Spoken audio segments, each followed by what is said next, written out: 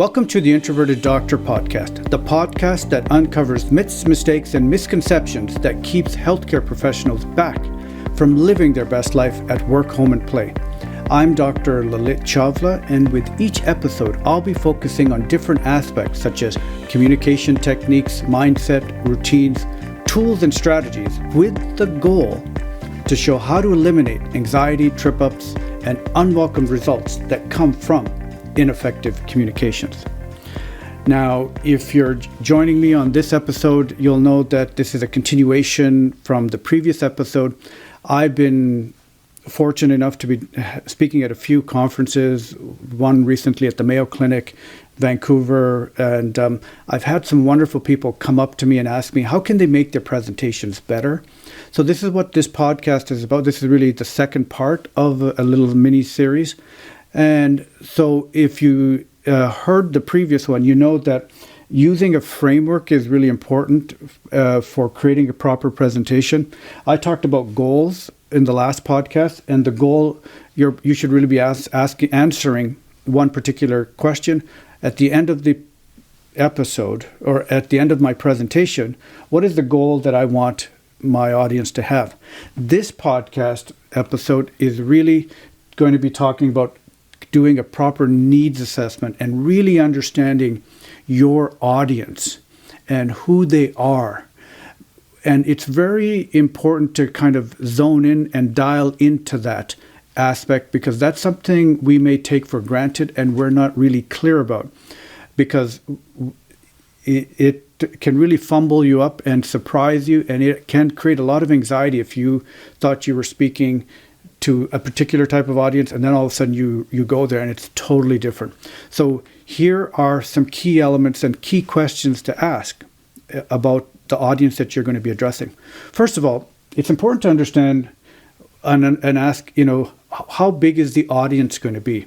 Is it going to be 2 people, 5 people, 50, 100, 500? That's going to change your energy level. That's going to change the way you show up. That's going to, make you feel anxious or less anxious. If all of a sudden you thought you're going to speak to 5 people or 50 people, and then you get into a room full of 250 people, that's going to create a little bit of anxiety. How many would feel that?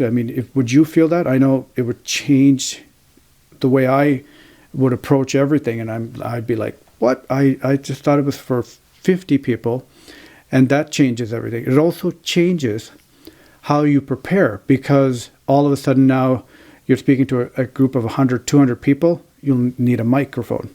You'll need to make sure your voice carries. And if you're speaking to just 5 people, maybe you don't need to have a big PowerPoint area. So that's important, knowing your size. And the other question is, who is your audience? Who are they? Are they, what's their education level? What background are they? And so some key questions to ask is, what's their age?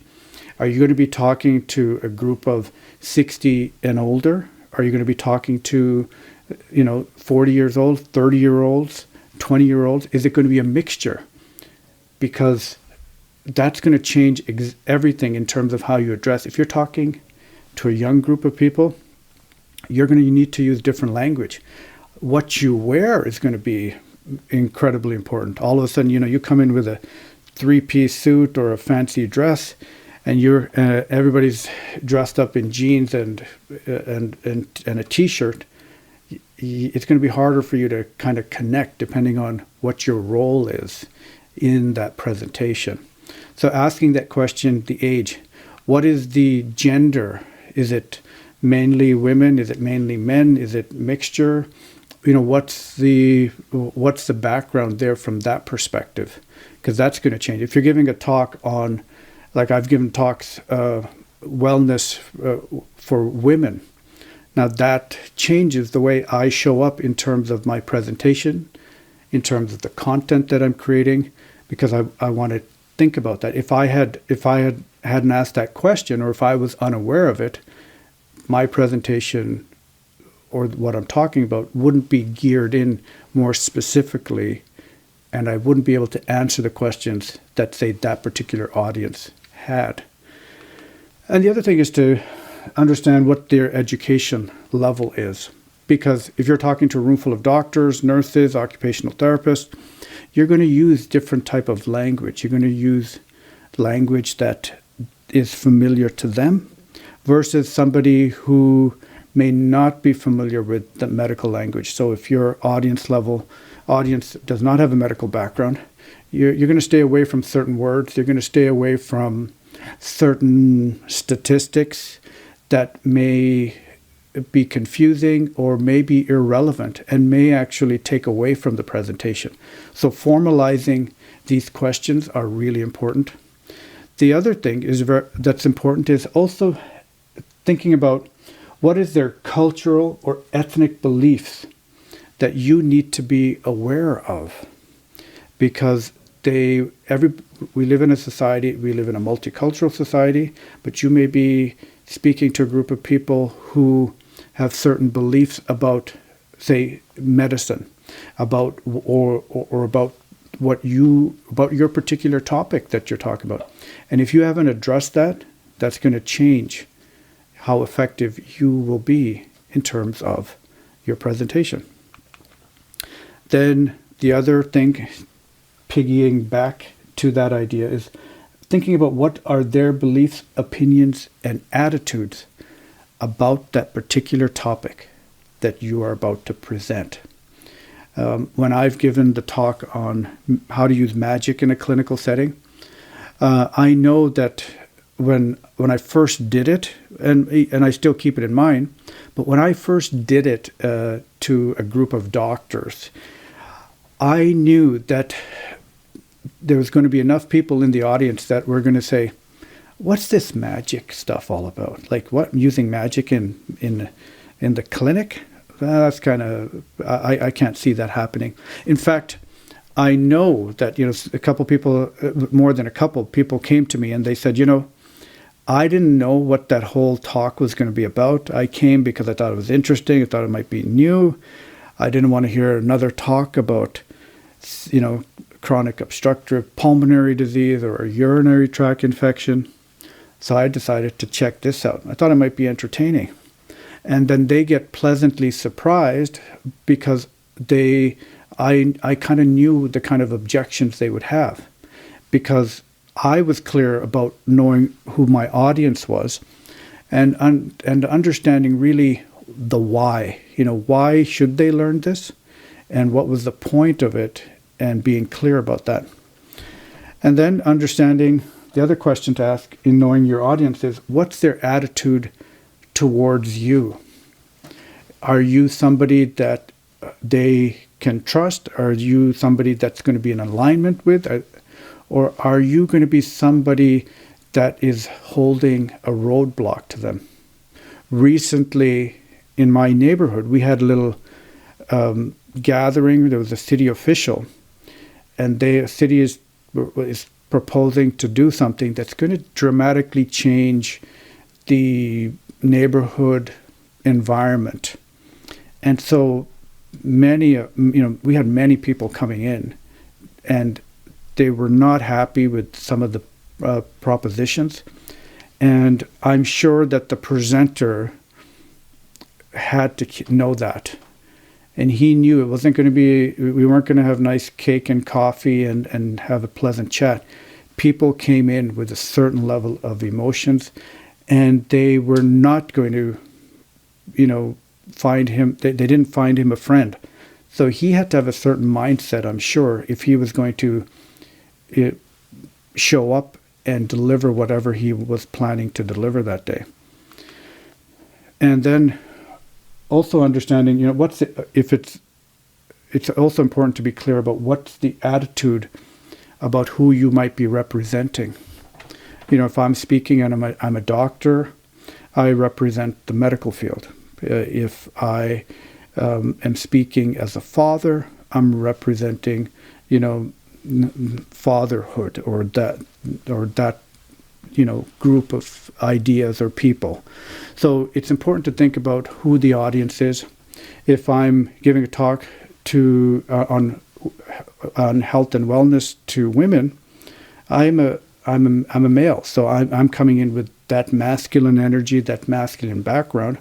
I'm not going to be I won't be empathetic the way a female might, because we just have different life experiences. So that's going to change. So understanding and being clear about what their attitude is about you. Very important question to ask. And it's always important to ask, what could be some potential objections that could come up during your presentation or your talk. And I certainly keep that in mind when I'm thinking about, like for instance, when I'm talking about the magic and medicine, the big question is, can I really learn that magic? Can I really become effective in the clinical setting if I learn magic and illusions? And I make sure that we're able to overcome that hurdle. So it's important to ask that question. If you're giving a talk on how to use a particular treatment plan or a certain skill, one of the biggest potential objections could be, will I be able to actually learn that skill? Is it possible for me to learn that and in the clinical setting and provide it? But if you haven't addressed that, and if you haven't thought about it, you could teach this wonderful skill, but nobody will ever use it if you haven't addressed that and made it really user friendly. So I'm just going to cover in summary, really there's this important part of what I call the interface. It's where you have yourself, you have your own attitudes, thoughts, beliefs, values, and there's your cultural background. That's what you bring into the picture. And you have a whole bunch of thoughts and ideas that play into what you're about to talk about. And then on the other side, you have your audience. They also have attitudes, thoughts, beliefs, values, and their cultural background that affects what they're going to do. And so when you're speaking to them, they're speaking back to you. There's that whole interface. So this is where everything happens. So in the presentation, we have the goal, we have the needs assessment, and then this is the how-to. So going back to this previous slide, the interface, this is the how-to. How are we going to deliver that message? So in basically the previous podcast, I talked about, you think about the W5, who, what, where, and why. So who's your audience? That's what this is all about. Why was the previous episode about why are you doing this podcast? And then the where is an important aspect. Are you going to speak in small room, big room, etc.? But this next part is the how-to. And that's what I'm going to deal with in the next podcast episode, because the how-to is exceptionally important. If you may be highly motivated, you may have all the reasons why, you may know your audience, but if you don't know how to deliver that message so it's effective and clear, everything's going to fall flat. I remember there was a time when I was a kid, we went to the Grand Canyon. My dad took the family to the Grand Canyons, and we woke up early. We came to the site to see the sun rise, and there was a whole bunch of people, and we were all looking in one direction, waiting for the sun to rise. We were looking actually west, and then the ranger comes over and says, "Hey, I imagine you all are here to see the sunrise." And they said yes. And somebody said, "We got up real early, made sure we got a good seat." I said, "That's fantastic, but you guys are facing the wrong direction. You got to look left and turn your body at least, about 120 to 180 degrees, because you're going to miss the sunset." And that's what the next episode is about, is really the how-to. How do you deliver your effective presentation? Thank you so much for joining me in this podcast. If you enjoyed this podcast, please share with one of your friends or anybody who you think might benefit. And any questions, or if there's anything additional you'd want me to talk about, or if you have any objections, I'd be happy to hear it. Please contact me at theintroverteddoctor.com. And I thank you so much for your attention, and thank you for joining me here today. Have a wonderful week.